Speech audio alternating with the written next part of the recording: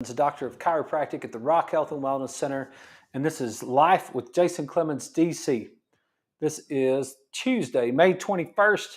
We are live here right at the Rock Health and Wellness Center studios and on 98.7 Walk by Faith Radio and 1420 AM Lubbock Christian Nation. Good. Hope you guys have had a good day. We've got a few things going on right now, just getting us all started. Ken Adams came by the office tonight. We just had a good conversation. You guys on the radio, y'all know Ken with his show that he does every day from 12 to 1, The Thin Line with Ken Adams. And so, but a lot of you guys might not know who that is if you guys are watching my show or your patients of mine, but he's the one that really got me started. We had a whole year that we got to work together, and 2 years, I guess. We did this show 2 years.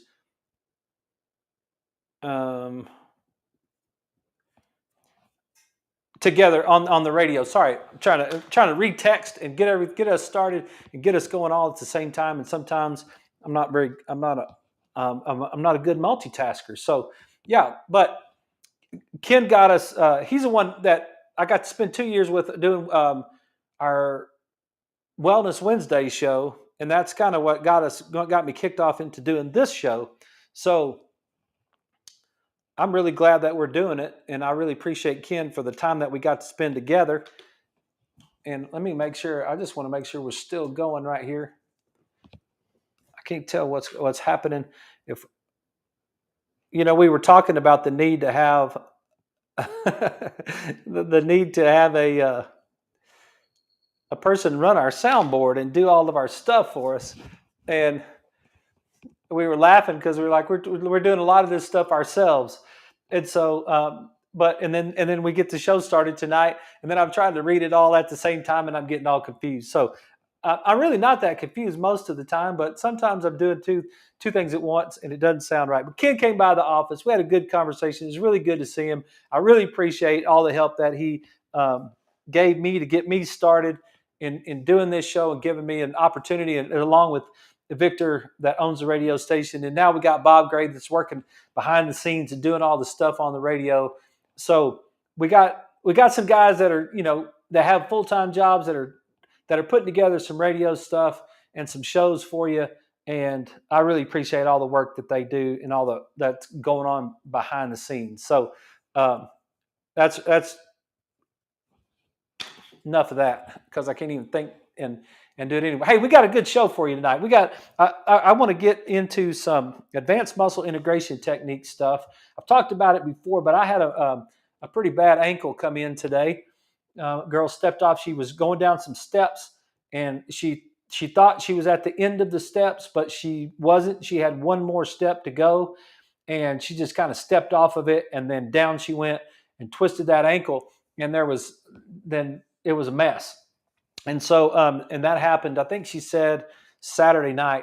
So she's been dealing with that ankle. So a lot of us have sprained an ankle before. And what do you do about it? What are you supposed to do? How are you supposed to fix it? What is it that is proper these days? And what do you need to test for? And so I thought it would be kind of cool to go through the ankle stuff. And just in case you guys wanted to know about it. So that's what we're going to do tonight. We're going to talk about advanced muscle integration technique and talk about what to do with a sprained ankle. And really, it'll go into your shoulder and your elbow and your wrist and all the rest of that stuff as well. So just a reminder, if you guys are watching the Facebook page and YouTube and X, standardprocess.com, therock.standardprocess.com. I had a patient ask me this week, and she was new to the office, and she said, "Oh, so I see you guys do Standard Process."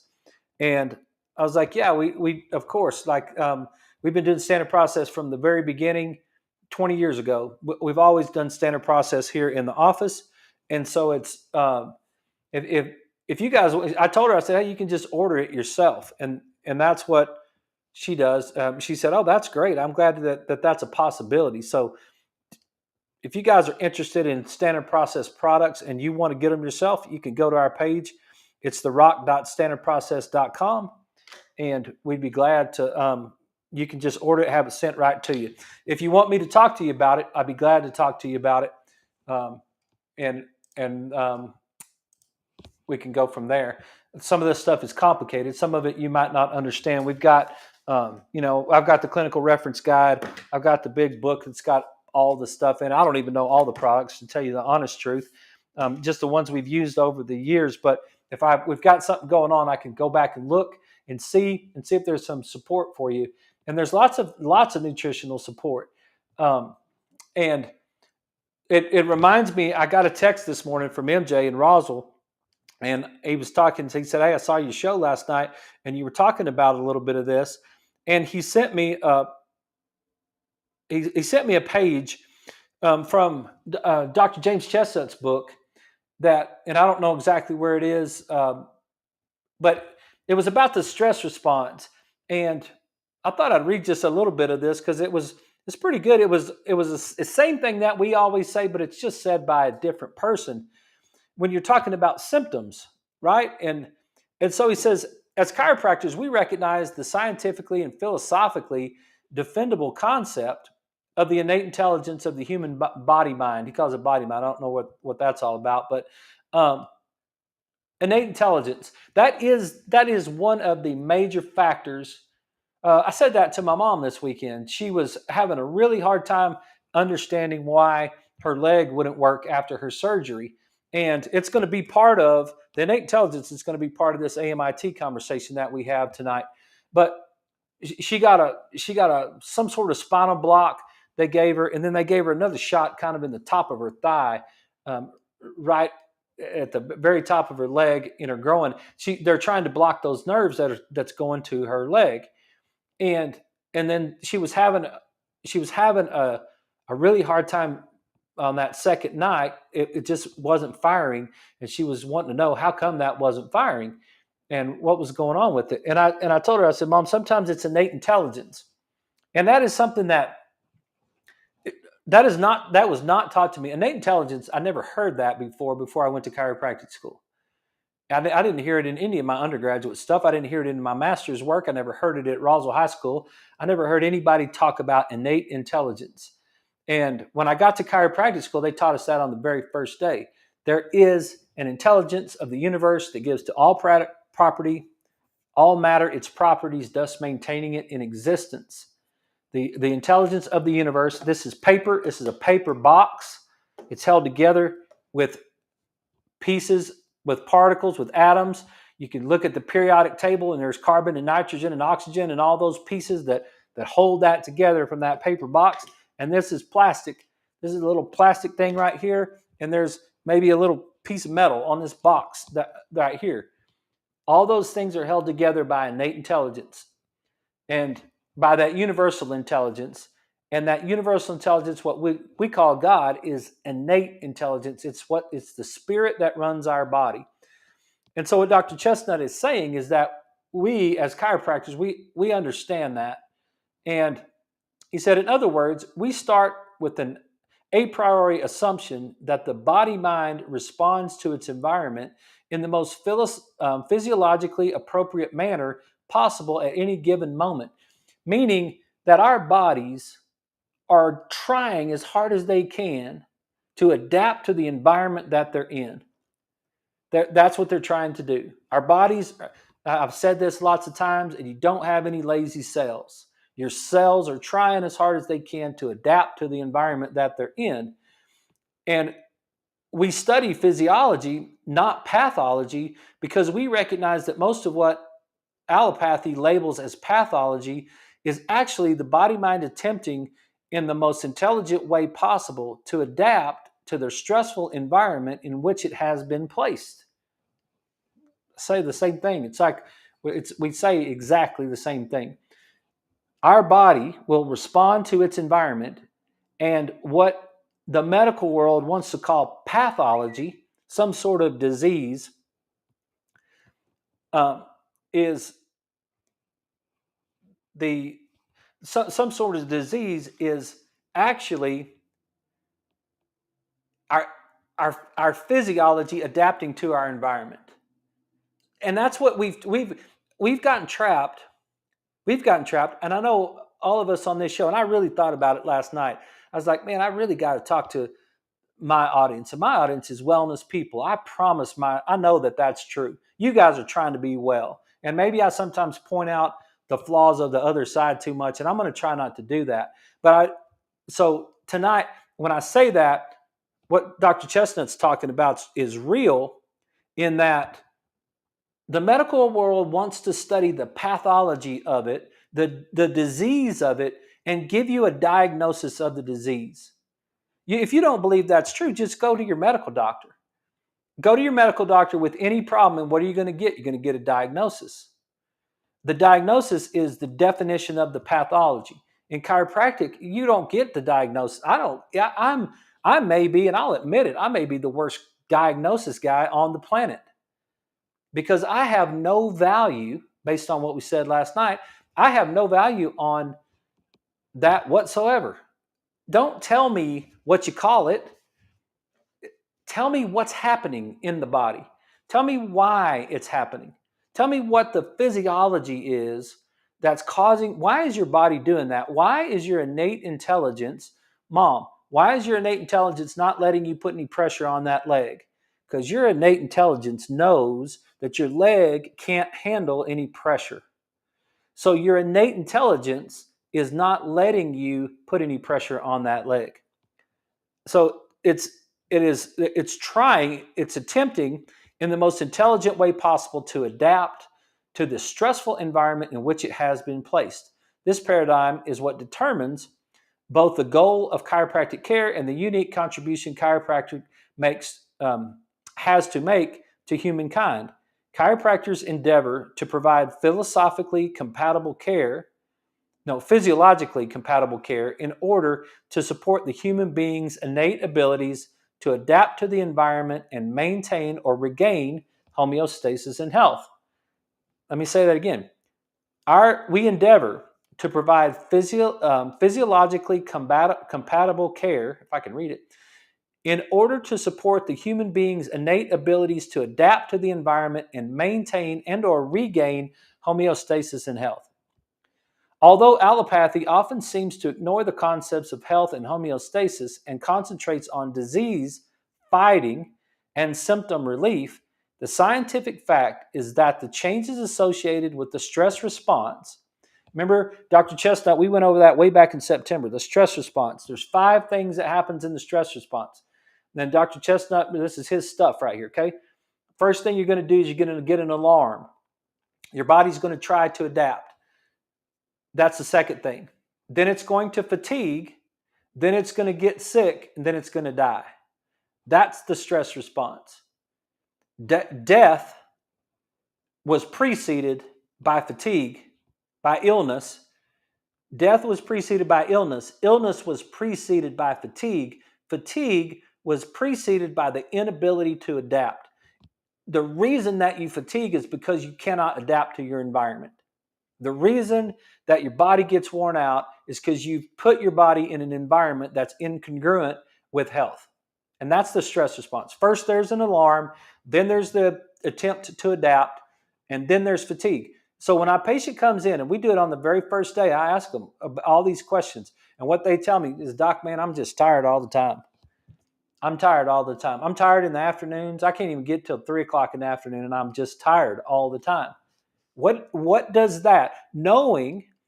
See, I am so in love with this whole thing. It is so awesome to me having being taught innate intelligence on the first day of chiropractic school.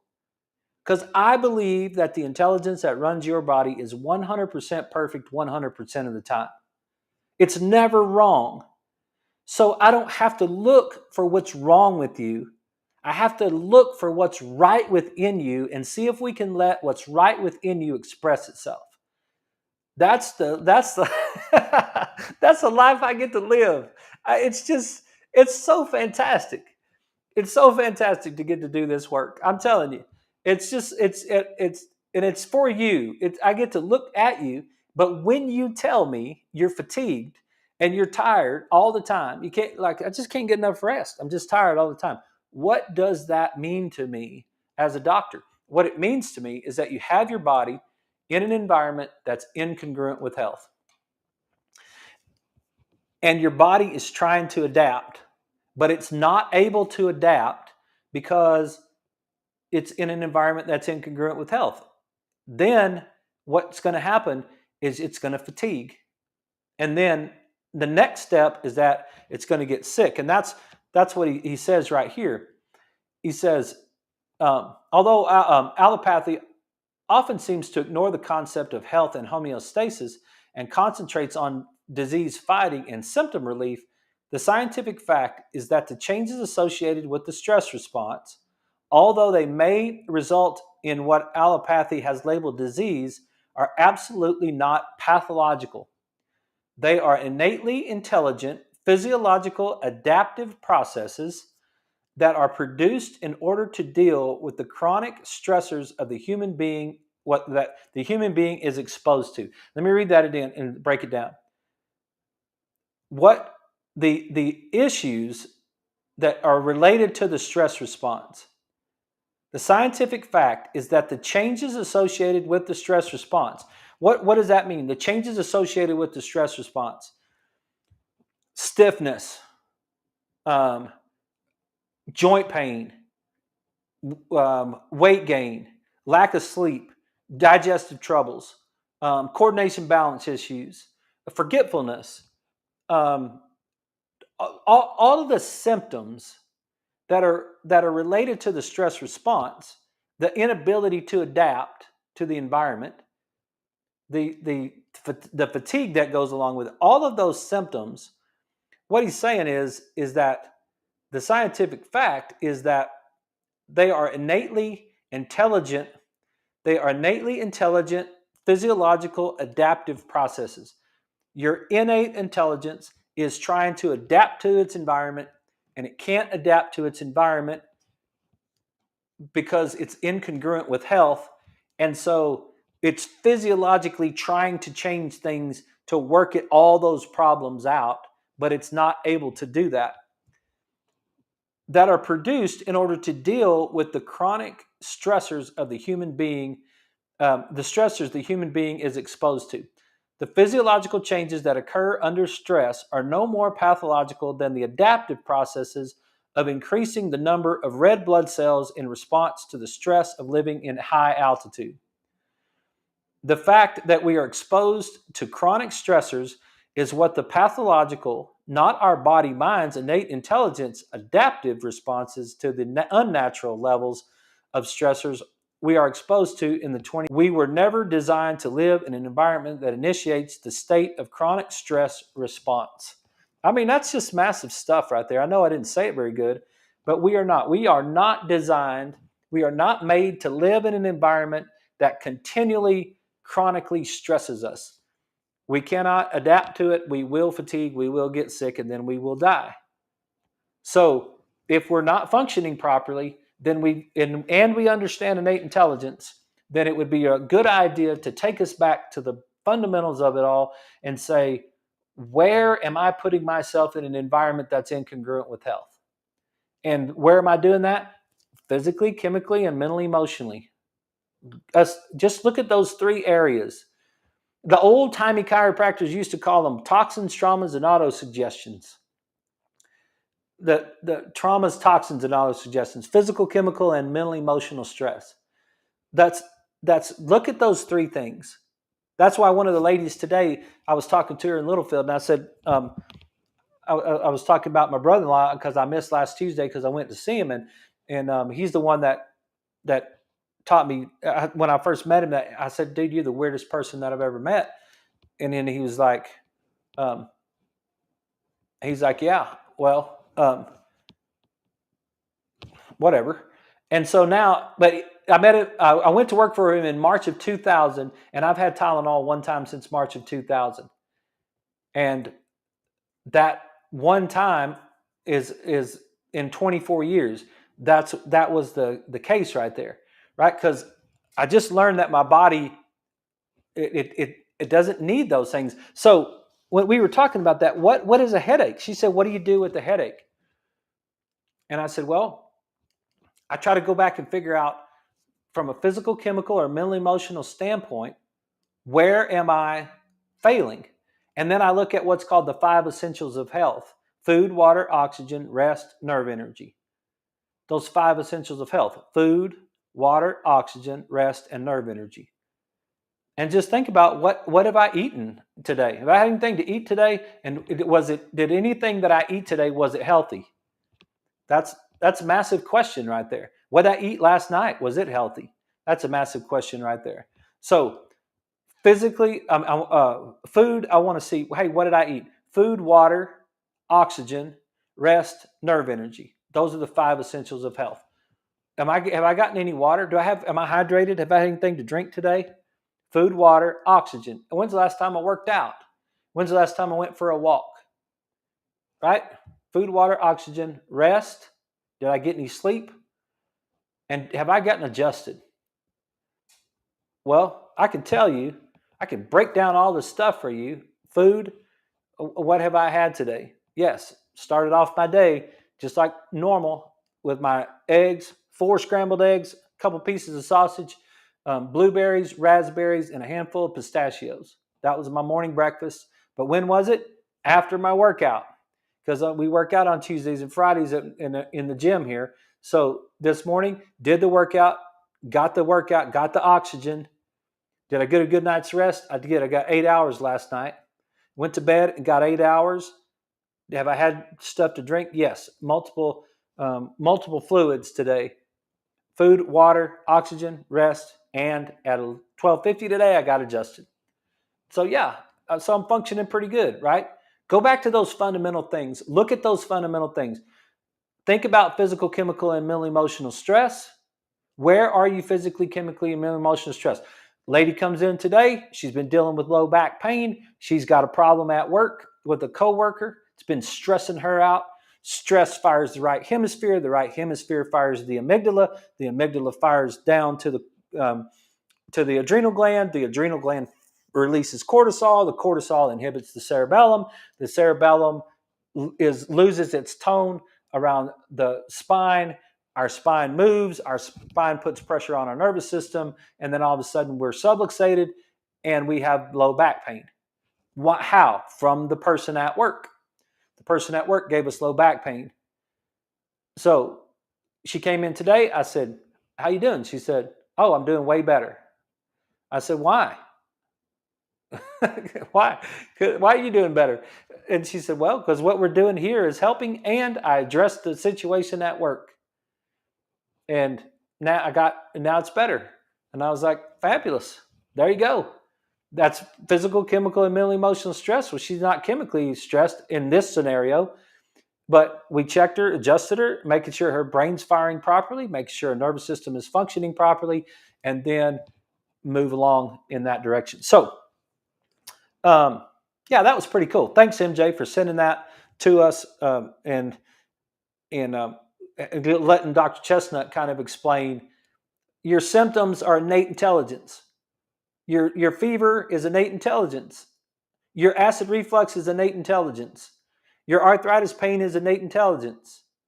I told my mom, she's like, "My knee hurts." I like, think about how awesome that is. Think about what has to actually happen in order for your knee to hurt. That's amazing, right? It's amazing. And plus, what did they do to it? They cut it open and broke it and shaved it off and jammed a piece of metal in there and all that stuff. Of course, it's going to hurt.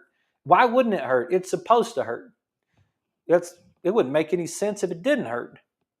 So, yeah, that's innate intelligence. Fever, that's one of the big ones. Fever is just innate intelligence. That's the God spirit inside my body turned the temperature up to kill off the virus.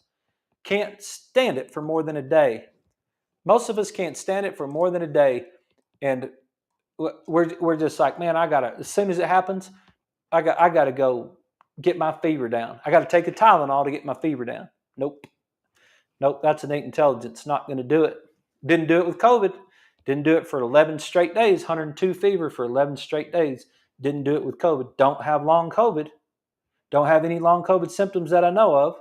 I might fall over dead on this show, but as of right now, I don't have any long COVID symptoms. So my body handled it without any drugs, without a vaccine, handled it. Took me 11 days, handled it.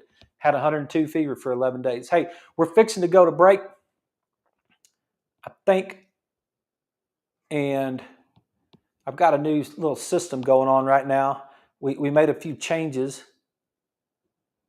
and I'm not exactly sure what's going on with my calendar, but give me just 10 seconds right quick, and then because I think we're about to go to break in 10 seconds, but I'm not exactly sure. So we'll just watch this clock together. You guys hang out with me, and then we'll talk about AMIT on the other side of the break.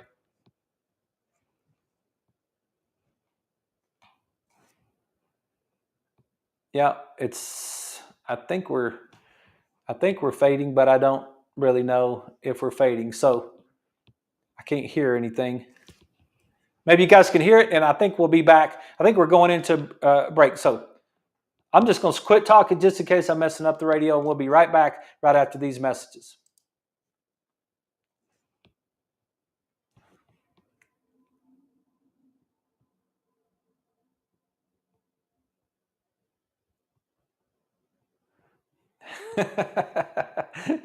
I got a delay now. I got a delay on my radio station. I know you guys can't hear any of that. You guys are watching it on Facebook, but I got a delay on my radio station, and I don't know which part is which. What's coming through my headset and what's coming through my clock. So we turned it off anyway, so they can't even hear us. Hey, if you got any comments, just that one thing, just like that with MJ, he just was reading a book. And he was listening to the show, and he heard some of the things that we were talking about, symptoms, and he was just happened to be reading a book, and he just clicked a page of it and sent it to me. If you guys are reading something, man, I really enjoy that type of stuff, and I love learning and trying to learn new stuff. So if you've got something and you want to send it, just take a snapshot of it and send it to me. Send me a page that you're reading. Send me something. 806-794-0400. I love to get that. Or you could just, or you can send us a message on, and we'll try to get it through the chat, or make a comment on the show. Any of that stuff. I'm not 100%. You guys that are watching on X, I know that there's ways that I'm not exactly sure how you guys make comments on X. I'm not exactly sure how that exactly goes. So maybe you guys can send us a text and explain that to me, or whatever. 806-794-0400. I don't know how to retweet or whatever, or get any messages from you. So if you're telling me something, then I don't know how to get it. So I could go back on Facebook and I can see it.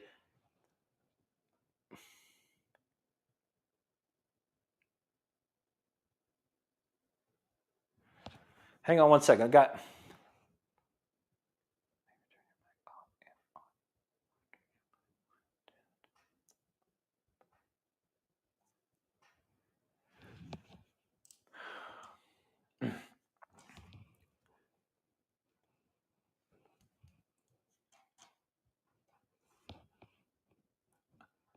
I know it's crazy sometimes this show is, but we're going to get to it. So I think we're back. Okay, everybody, we're back. This is Life with Jason Clemmons, DC, and this is Tuesday, May 21st. And if you didn't catch it, go back and watch the first half of that show. It's a pretty good idea about stress and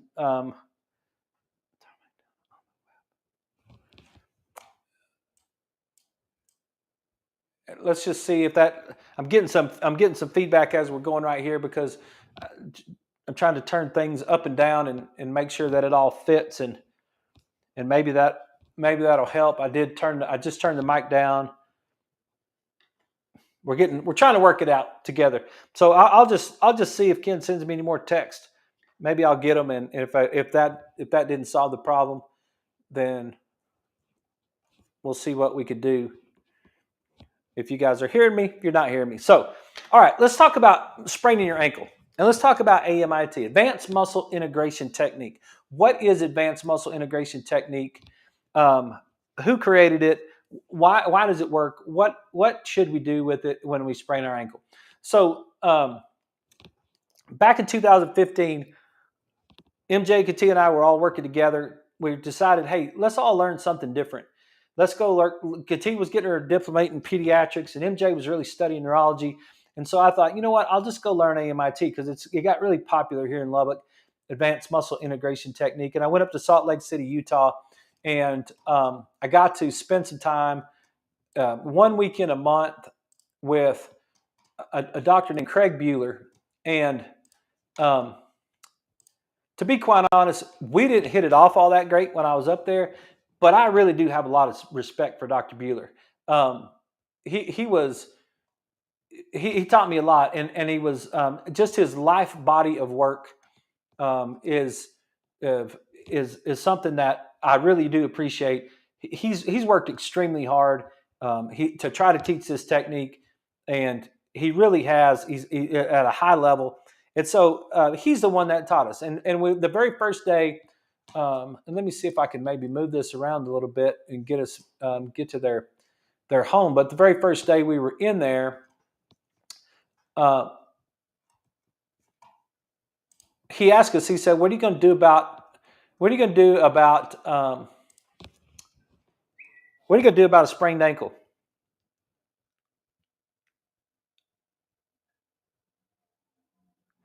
So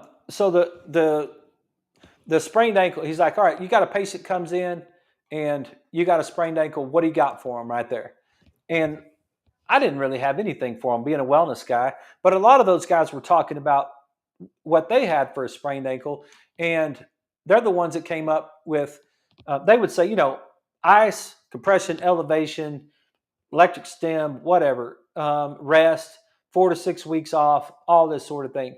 And he said, no, how about we just 20 minutes? And he put a video of John Stockton, and you can find it on YouTube. I don't know if it would show up. I don't know if it would show up on here or not. We could try it tonight. We'll just see what happens right here. But if you just search John Stockton ankle AMIT, and you'll get this. And let me just see what happens right here. I've never tried this before, I don't think. But for you guys that are, I'm gonna see what I'm gonna play this video. So you work at 102. You're late. Don't say Because I'm not your finding future it, you. so- Hey, you. Compare and find top financial products today. Yeah, sorry NerdWallet. about that. Just right here, Here it that goes left right here. foot So there it steps is. right on his Bam. ankle, and he really That's rolls John that Stockton. ankle. Raining his Ankle sprain that John sustained was at the end of the third quarter during a playoff game. And to see the trauma to the ankle, you would swear that he either fractured his ankle, but at least So tore right the there, he ligaments steps in it. on that thing, and that ankle What's that outside interesting of that about ankle that almost hits the floor. And so what did he do? He's like, hang on, let me turn this off. I don't know if you guys saw that or heard that, but so he showed us that, and he said, well, I'll tell you what happened. He had done that once before, and we'd already had the big fuss with the orthopedist and all that sort of thing. But he said he went into the locker room, and they checked him, made sure that ankle wasn't broken, and he said, I went to work on him.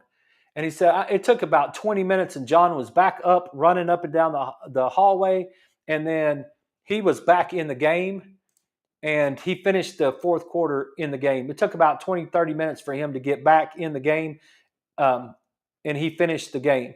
So maybe 20 minutes. And John Stockton actually came to Salt Lake City, Layton, Utah, actually, where we were, and he went up there, and when we got to sit in the room with him and talk to him, and you guys don't know who that is. John Stockton is a 19-year something NFL Hall of Fame, NBA Hall of Fame player, played on the Dream Team with Michael Jordan and Magic Johnson and Larry Bird and all those guys. He's just a legend in basketball, and so he actually came there, and we got to sit and talk to him and ask him a bunch of questions and talk to him about this whole ankle sprain thing. And so it was really awesome. But he said the coolest thing to him was, he said, I had a lot of adrenaline working that first night.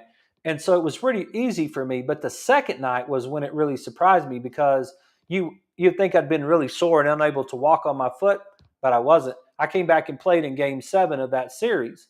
So that's pretty awesome news. And so what happens whenever you've got a joint that is, let's just use the bicep for example. If my brain tells my bicep to contract, if it sends a signal, and that's the way it works, your brain sends a signal to the muscle to tell the muscle to contract. Well, if the muscle is contracting, it's shortening. Okay? So the muscle is contracting and it's shortening in its length. But if something happens and the brain sends a signal to the muscle and it tells the muscle to contract, but the muscle continues to lengthen, that is a really bad thing that physiologically to the body. That's when our innate intelligence kicks in, right? So we're asking the muscle to shorten, but the muscle is actually lengthening. And you say, well, how can that happen? Well, let's take the scenario that happened. The girl was walking down the steps. She thought she was on the last step, but she wasn't. She was on the next to the last step. So it was late at night. It was dark, and she hadn't spent much time in this place. So when she stepped down, she missed that last step. And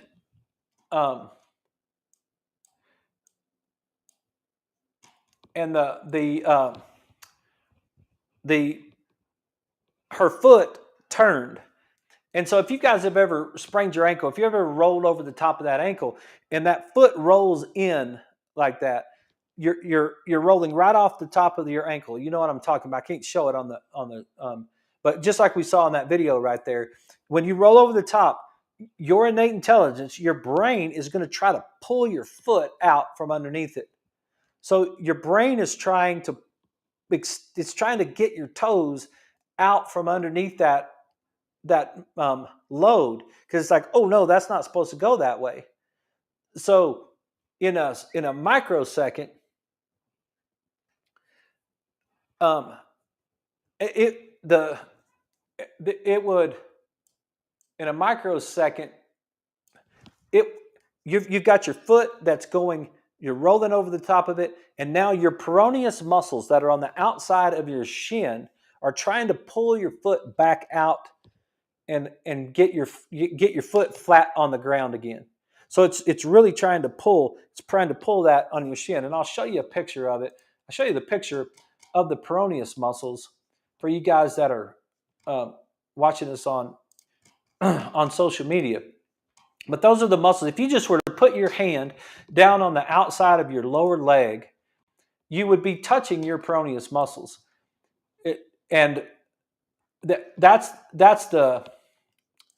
Those muscles down there at the bottom. And there's three divisions. There's 3 different muscles. There's the peroneus tertius, and it attaches right above your ankle, and it comes down and attaches on your 5th digit, your little toe bone, that right above the knuckle of your little toe.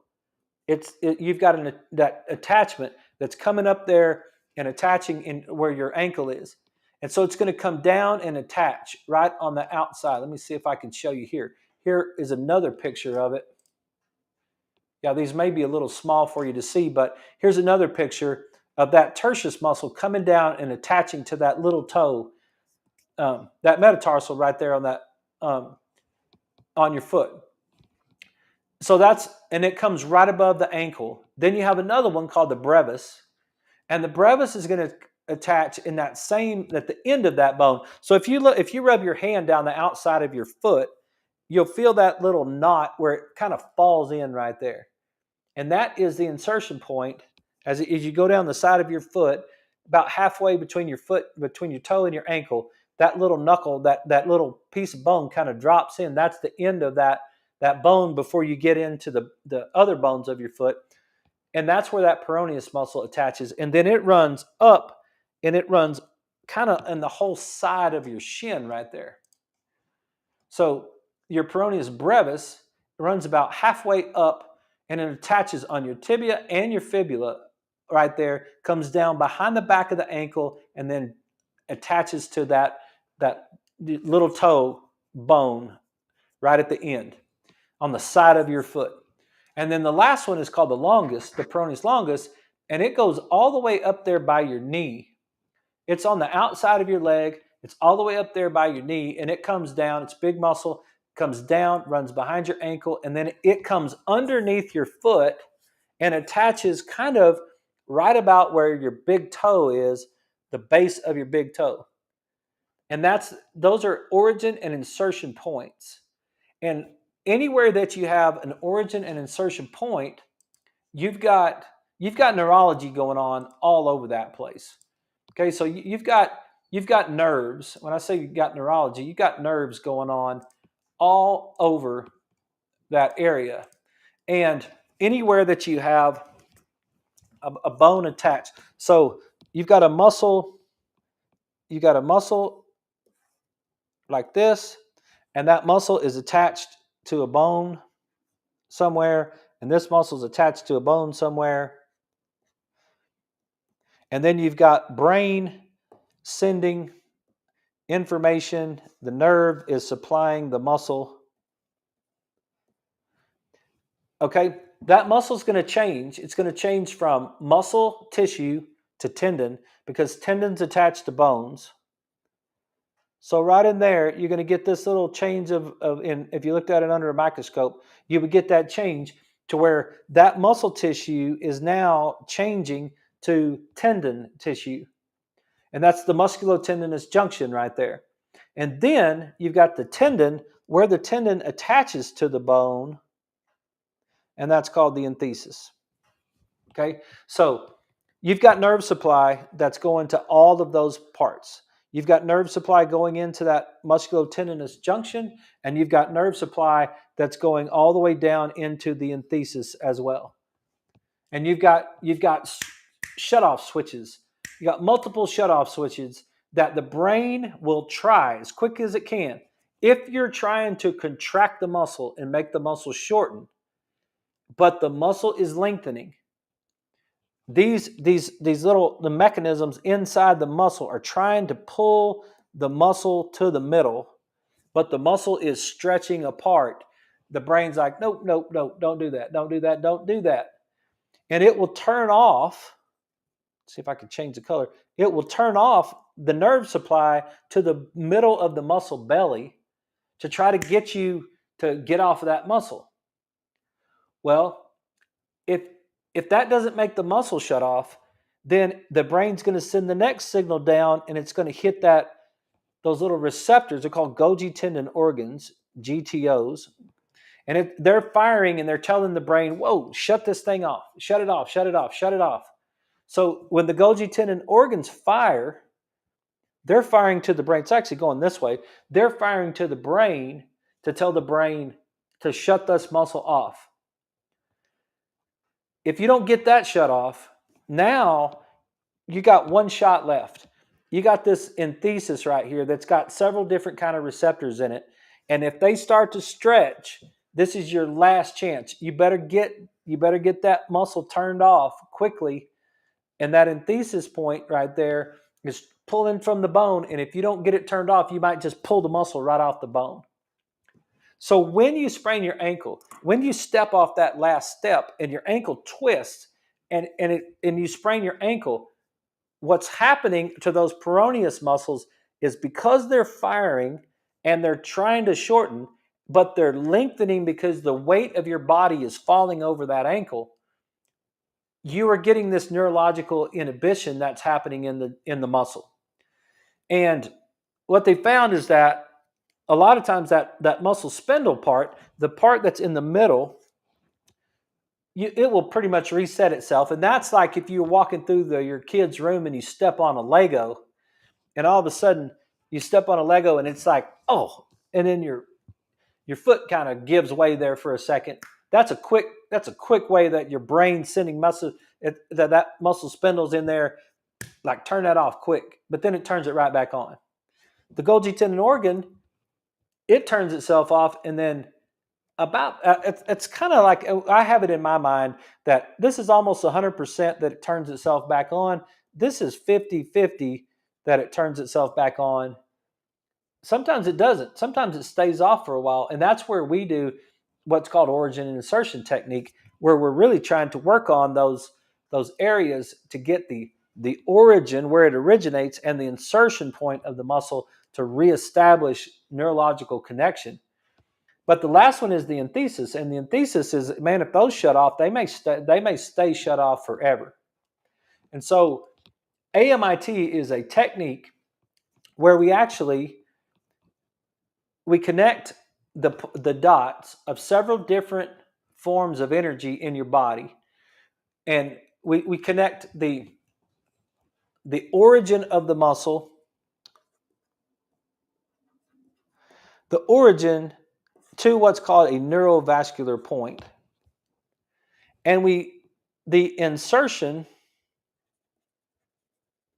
we connect that to what's called a neurolymphatic point.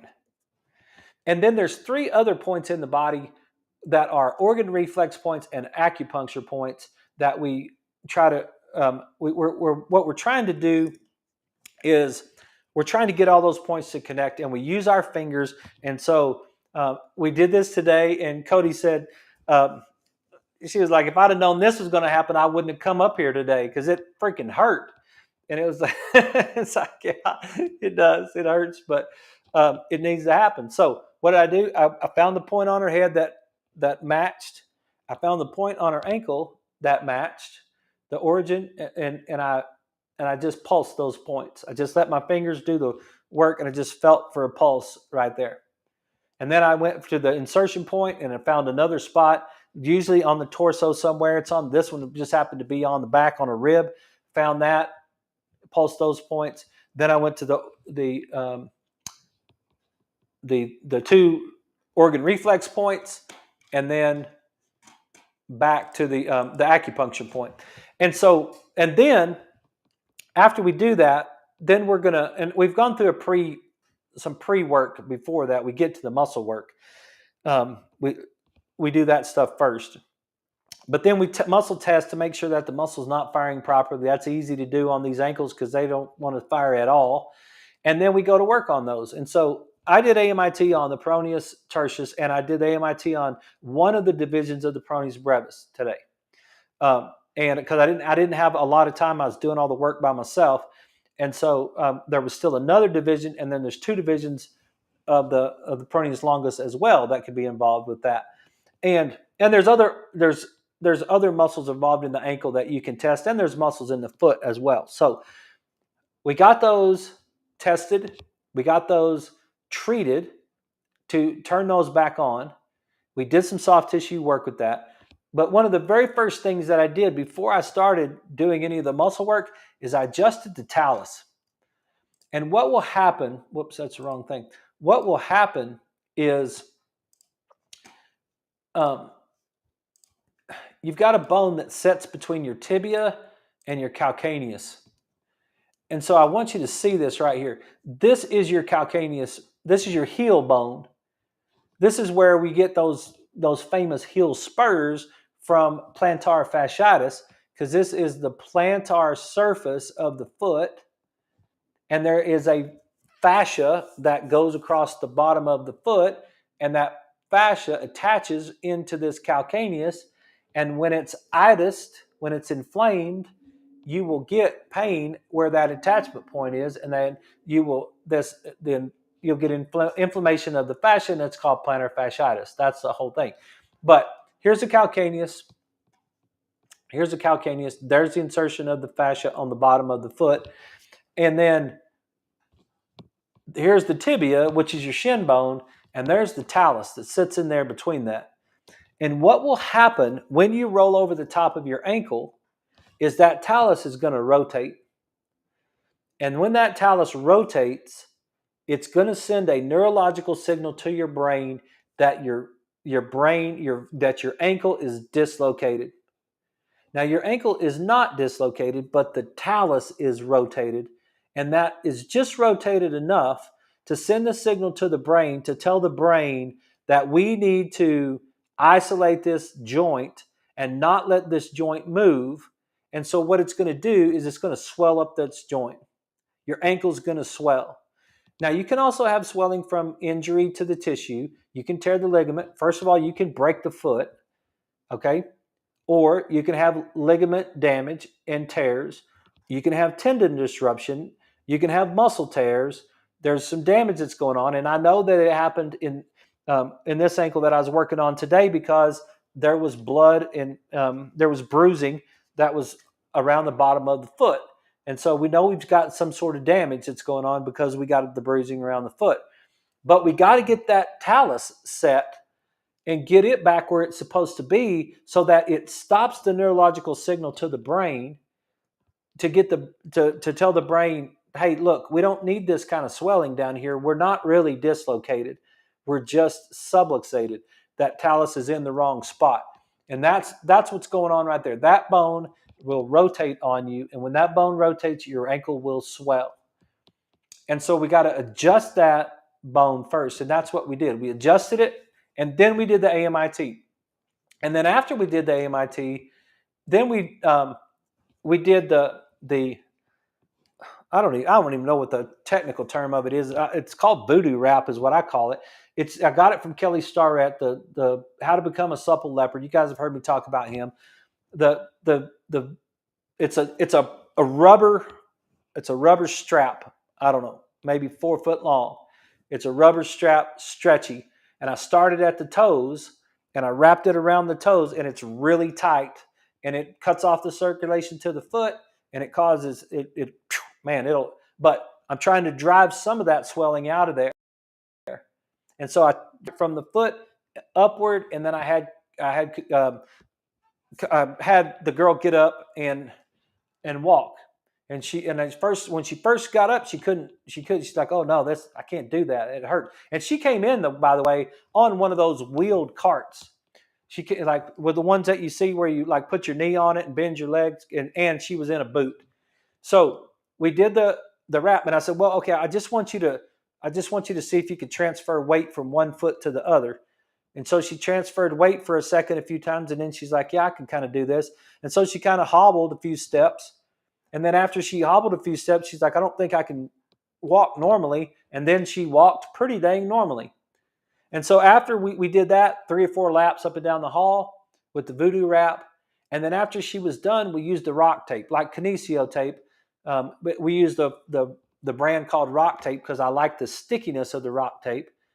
And so we put straps, I put about 4 or 5 straps of rock tape on her ankle just to help move all that. And then we got her up and asked her if she could walk again. And then she walked down the hall, and she's like, man, I'll take that. That was way better. And then when she got ready to leave, the one thing I didn't do is I didn't tell her to bring her other shoe with her when she came to see me. And that's something I forgot to do because you always want to bring your other shoe because you're going to walk out. So she came in on the little stroller, and then when she left, she's like, she didn't wear the boot, and she got back on there. And then I said, hey, the more you can move that foot today, the better off you're going to be. So, yeah. So that's. I think we've run out of time right now. My clock is just really not working for me tonight. But that's what happened, and that's what we do with ankles. It's not that big a deal to ice your ankle. Matter of fact, I don't think that's the whole thing about putting ice pack on it is just pain relief, and that's it. It's not necessarily for the swelling. Getting the ankle to move properly is what we actually want to happen. So I got to go. I'm out of time. You guys have a great night. I'll talk to you tomorrow.